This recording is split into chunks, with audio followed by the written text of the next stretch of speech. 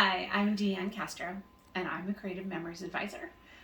I have been an advisor for 25 years, and gosh, that's crazy. My kids were 5 and 2 when I started, and my story pretty much is I am not a creative person. I kind of need creative juices to flow, and back then, creative juices did not flow.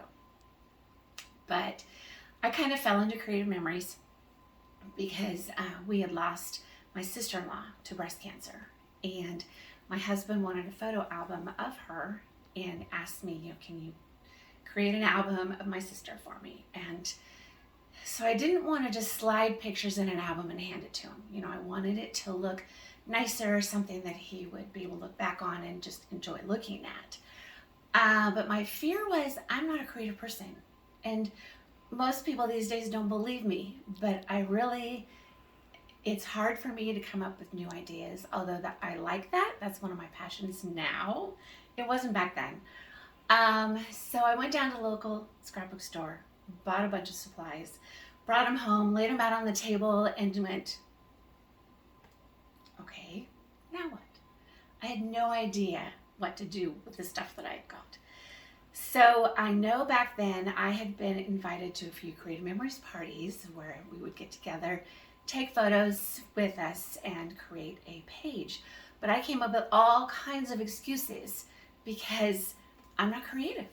And it's like, I am not going to a place where I'm going to have to be creative and look stupid. So I always came up with excuses not to go. But, so I got invited to a Creative Memories party after I'd had those supplies for months and didn't know what to do with them. And I thought, okay, now I have to go. So I went. I realized it wasn't near as hard as I thought it was going to be. Created a page and thought, okay, I think I can do this. I bought what was back then an 8.5 by 11 album, or 10 by 5, I think. And thought, I have one page of my kids, so I'll buy one other album and just do that for them, and then I'll be done with this. It's just not something I'm going to continue. So I spent every waking moment for the next week or so getting the album ready for my husband for Father's Day that year. And I was a little hesitant to give it to him because he is a very creative person. And I thought for sure he'd go looking through it and say, nope, you cut that picture out wrong. That should have been this shape. Or no, the colors behind that were wrong. You should have done this, or something like that.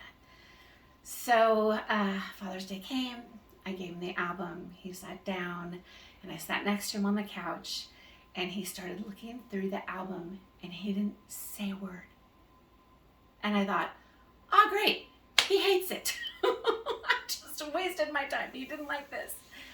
But he got done, he closed up the book, he held it against his chest, and he cried. And I thought, oh great, now he really doesn't like it. That split second of, hesitation. But he looked at me and he said, Deanne, this is the best gift I've received in my life. So I still get a little choked up over it. And then because it was Father's Day, he wanted to take it to his uncle's house because the entire family was getting there. And I didn't want him to take it. I thought, there's going to be beer spilled all over this album, and I worked too hard on it. But it was his, and so he took it, and he ended up grabbing his parents and taking them into a back room, and they came out in tears.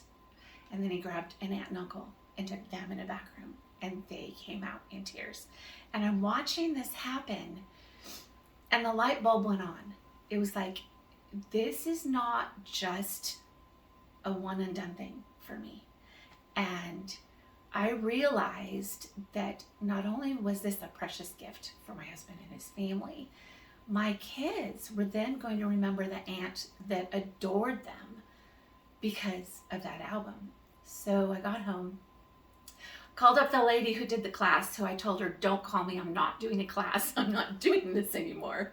And I said, tell me how to become a consultant. At that time, they were consultants. And she said, what? She said she had to pick herself up off the floor. She was so surprised to hear from me. But I signed up.